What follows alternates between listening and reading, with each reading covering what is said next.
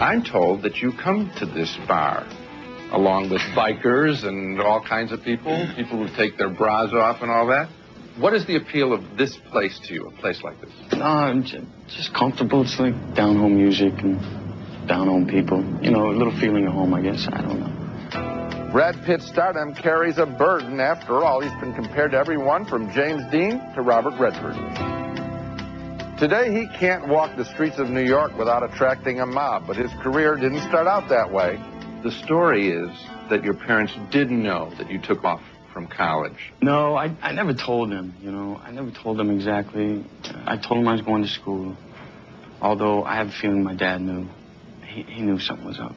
And I called him about 6 months later when I started doing some extra work. Now, you didn't technically know how to act. No, and all the mistakes are documented on film, which I kind of get a kick out of because, listen, if anyone does want to get started and they lose faith one day, all they got to do is watch one of the things I hopped on in the beginning. It is bad. Give us an example. Let's see, there's this horror film called Cutting Class. Do something! I like it because it's a testament that you can learn anything, which is kind of something my dad instilled in me, you know? You can pretty much learn anything you want to do. What would you cite as a strong point? Something that came easy. This I can do in acting. This I can do? I think sincerity. I think. Is that too general for you? I think you've hit the number one thing about you. You're honest. Again, that's coming from my family, I think. Something they pounded into me as a kid. And, what would happen if you lied in your family? I would just feel too bad. I start feeling bad, you know. Did you ever? Oh, sure I did. You know, you figure out what you can get away with, what you can't. And what was the punishment? Listen, there's no worse punishment than a look from a father who's disappointed in you, you know? I don't care how many months I have to stay in my room. That one look, you know, crushed me.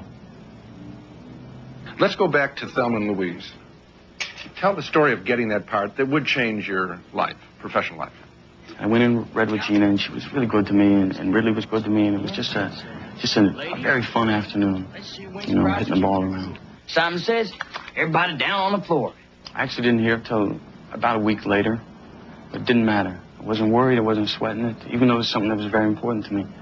I just felt like this one was going to work out. It was going to work right, and it did. For a sex scene, you're very tender. Are you aware of that? Very tender, very tender. Do you remember how you start with her? And this couldn't have been in any script. You play the hand game, right? Right. That was something that was ad-libbed at the moment. Gina came up with that, actually. Because we needed some kind of segue, we felt, where they were just becoming friends first, you know? Getting to know each other. Yeah. Getting to take notice in each other. Yeah. It's very sweet. Yeah, I thought so. I felt that at the time. I see in your characters where your guy is looking and he wants things to be done fair and really gets steamed if it's not fair. Does that resonate with you? I found what truly shapes an individual more than what they've succeeded at, but it's what they failed at and how they've made adjustments from there. And that's always, getting back to characters, that's very interesting to me, you know? What are their weak points? What do they not understand? I think that defines a character more than what he's capable of.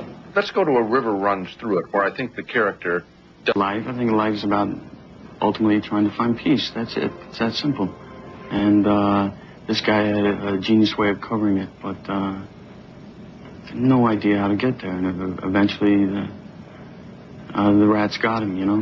The rats in the head. I just flat don't like the house rules, Mert. Let me tell you something. Redford did an amazing job with that film. He made us better than we were, or definitely myself. Absolutely. Do you know that the thing that you say about your character is what is true of most of the characters, the signature characters that Robert Redford has played? Great surface, hollow inside. This great look, this handsome all-American look, and hollow inside. Remember the end of The Candidate? What do I do now? Well, that goes back to I'm not sure it's an area I really want to get into, actually. Was it the phrase, the all-American great looks? Is that what made you shut off? Listen, I get very uncomfortable with the whole looks conversation. Because it's true that looks do open doors, you know? They don't keep you in the room, but they open doors. And when I think of opportunity and the people who don't get the opportunity quite as easily, you know, I wrestle with that one a bit. And it was something I asked my mom when I was little, you know, because you see the people aren't treated the same. You see it, and you know it. And she, after asking several times, told me one evening, she said, well, that's because you have more responsibility.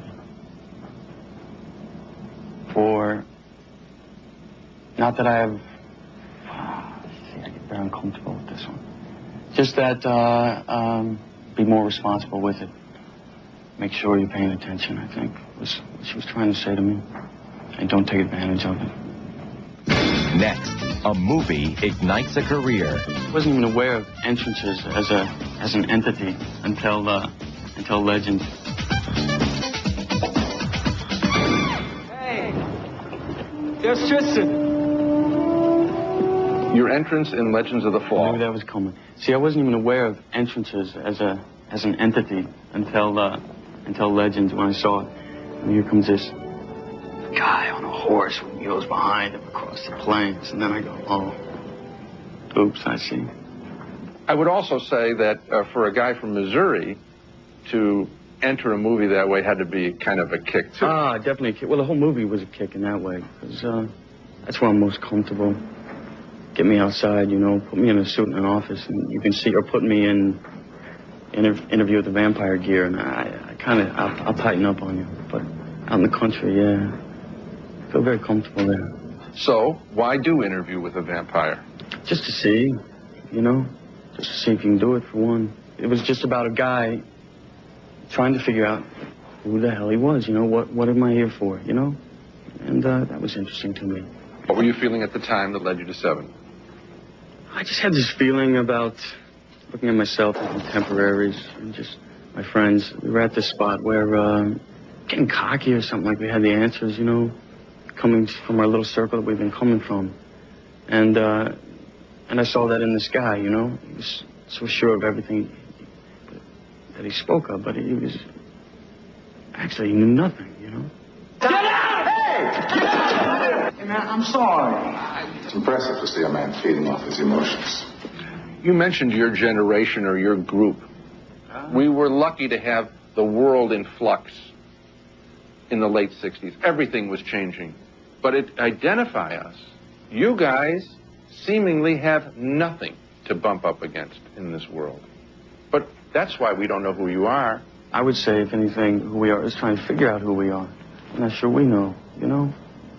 Listen, I'm not the spokesman for wasted youth, you know, but I think it's a generation that's very affected and feels a little lost, you know? And so I think that's why all the tough guys, the thing with gangs, clinging to gangs and clinging to guns. And it's funny, when I was starting acting, I remember, and I fell into this as well, but we all wanted to be De Niro or Mickey Rourke, you know?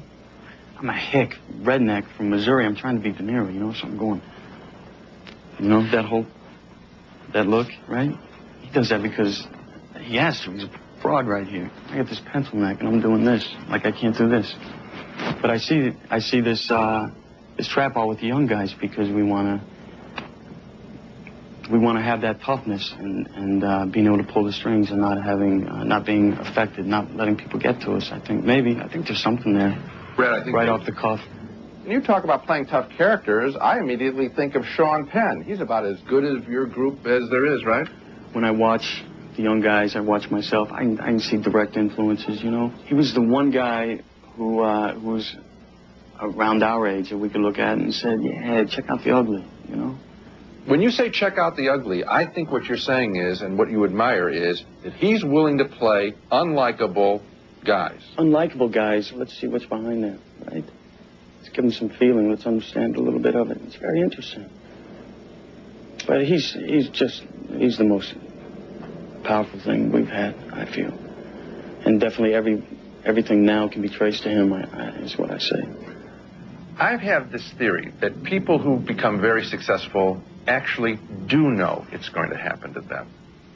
When they're very young, they know that they're special.